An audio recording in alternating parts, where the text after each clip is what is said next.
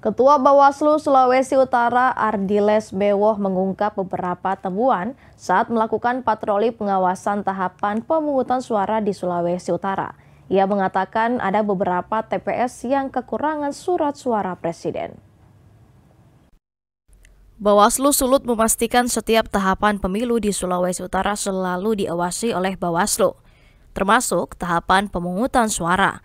Saat diwawancarai pada Kamis 15 Februari, Ketua Bawaslu Sulut Ardiles Bewoh mengungkap beberapa temuan saat tahapan pemungutan suara di Sulut, diantaranya terkait kekurangan surat suara. Mengenai kekurangan surat suara tadi, Pak, itu di mana Pak ditemukan? Itu terjadi di Kabupaten Minahasa Utara, baru ada di Kabupaten Bolamongondo Utara, baru ada di Kabupaten Minahasa, di Kabupaten Minahasa Tenggara, dan di kabupaten-kabupaten lainnya. Memang hampir merata di beberapa kabupaten di Sulawesi Utara ada kejadian seperti itu. Memang ini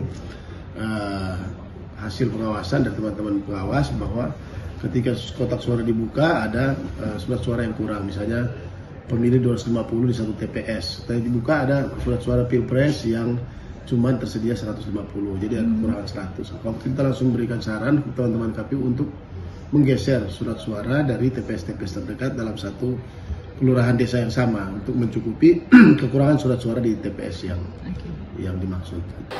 Namun Ardiles memastikan belum ada laporan dari jajaran pengawas terkait kekurangan surat suara yang berakibatkan pemilih tidak dapat menyalurkan hak suaranya.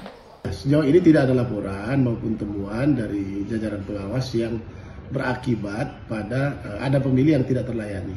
Nah, kalau tentu ada, kita akan lihat ke beberapa hari ke depan ini. Kalau memang ada, ya tentu kita akan lakukan penelusuran ya lebih jauh.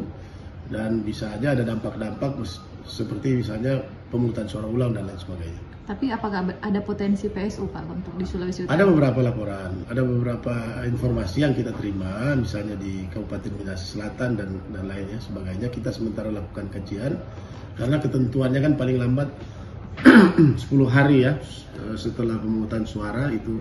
Kalau ada kasus-kasus yang mengakibatkan bahwa itu harus dilakukan pemungutan suara ulang, maka akan kita rekomendasikan segera ke teman-teman KPU melalui jajaran pengawas di tingkat kecamatan ya untuk direkom melakukan PSU. Regina Mangkei melaporkan untuk Kawanwa TV.